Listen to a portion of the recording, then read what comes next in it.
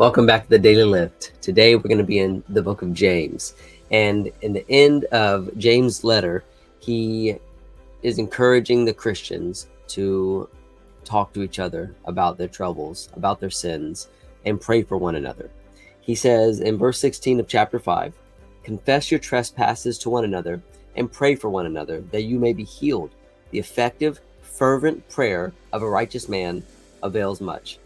Elijah was a man with a nature like ours, and he prayed earnestly that it would not rain, and it did not rain on the land for 3 years and 6 months.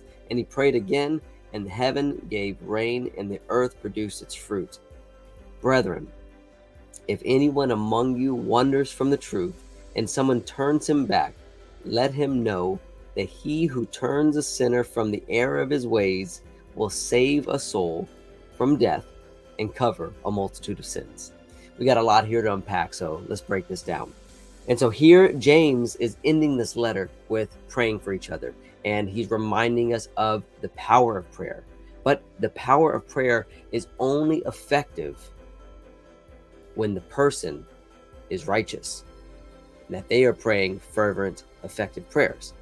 And so he gives us an example here, kind of seemingly out of place, about Elijah and how he prayed for rain, because isn't he talking about praying for our spiritual well-being?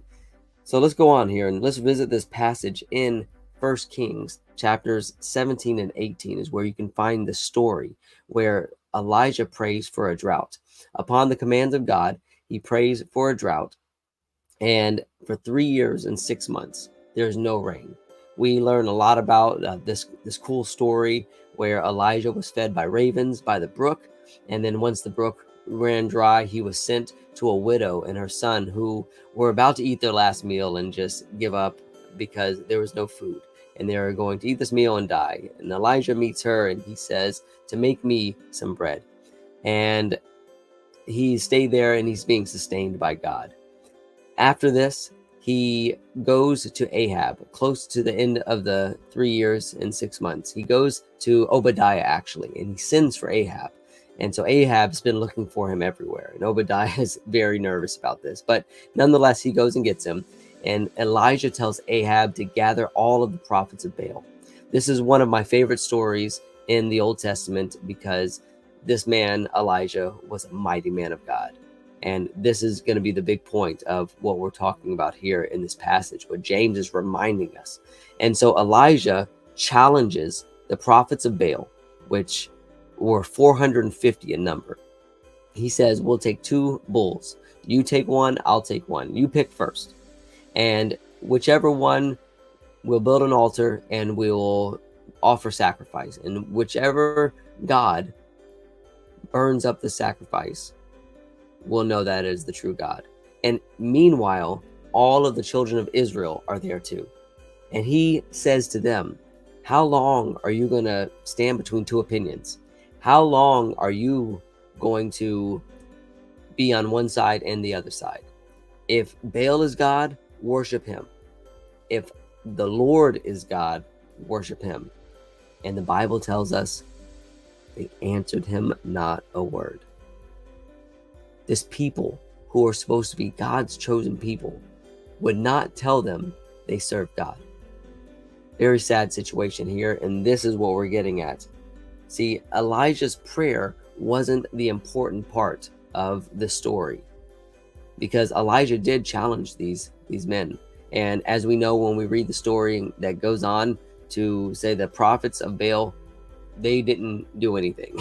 Baal does not exist, and so Baal could not help them in this situation. And to the point where Elijah's taunting them. And then he not only is about to begin, but he not only does what the prophets do as far as praying to God, he digs a trench. He pours water onto this trench, a massive amount of water, and he does this 3 times. And then he prays to God and he says, God of heaven, bring down this so that they know that you are God. And fire came from heaven, not only burned up the offering, burned up the water, licked up all the water, and it vaporized the rock and all the soil around this altar. And this is when the people responded, "The Lord, He is God. The Lord, He is God." And the story goes on to tell us that these prophets were executed, and these false prophets were executed, and the people turned back to God at this point. Later on in the story, we see that the rain did come, that Jezebel, who was the wicked queen, wife of Ahab, was killed, and the end of this passage in James tells us that if anyone wanders from the truth, look what the children of Israel did. They were really wandering. And someone turns him back. We have Elijah here, turning back the children. Let him know that he who turns a sinner from the error of his ways will save a soul. All of these individuals there, we don't have a number, but all of these individuals there at this point are saved. They saved their souls, and the path that they're on and all of the exponential amount of sin that would happen was halted. And they were able to save a soul from death and cover a multitude of sins. And so the multitude of sins here are the sins that have not been committed because we have been able to turn back the person from the ways and the path that they were on. So I want to encourage you today, remember the power of prayer. Remember the type of faith that Elijah had.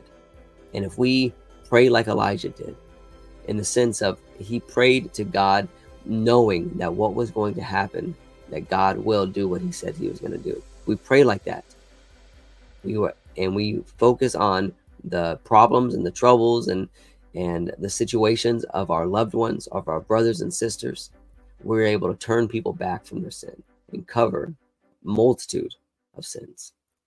As always, go lift someone up.